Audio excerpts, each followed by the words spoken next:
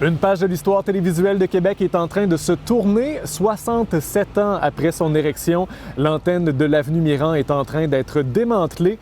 On en profite pour faire un survol historique de CFCM TV, le fameux Canal 4.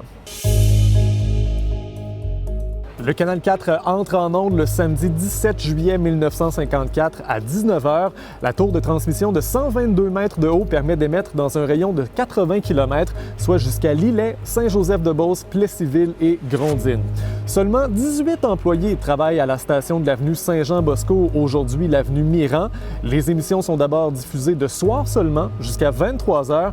N'empêche, pour l'époque, c'est une immense nouveauté, comme nous l'explique l'historien Jean-François Caron.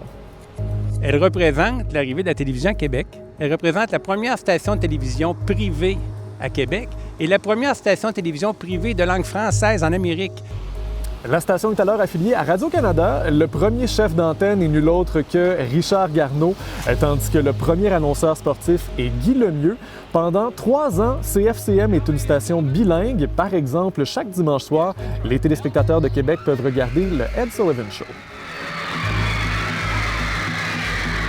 Le 17 mars 1957, la chaîne anglophone CKMI entre en ondes au Canal 5. Ça permet au Canal 4 d'offrir une programmation 100% francophone. Il faut rappeler qu'à l'époque, les émissions sont en noir et blanc. On est assez loin du 4K d'aujourd'hui. Même que la première émission qui a paru, qui a été mise en ondes, c'était une émission musicale, puis on dit que la qualité d'image était pourrie, on voyait à peu près rien, mais on entendait. Puis là, bien des gens disaient « c'est ça la télévision », mais rapidement, on a ajusté le tout, là. En septembre 1964, Radio-Canada ouvre sa propre station de télé, CBVT, au Canal 11. Le Canal 4 se retrouve orphelin et va s'associer avec Télémétropole. La télévision couleur va quant à elle progressivement faire son apparition au Québec en 1966, soit 2 ans plus tard. En 1971, CFCM et 2 stations régionales de Montréal et de Chicoutimi vont créer le réseau TVA. Sa station régionale va diffuser d'ici, sur l'avenue Mirand, jusqu'en 2016. C'est donc la fin d'une époque ici à Sainte-Foy. L'avenir du terrain qui appartient à GM Développement est pour l'instant incertain.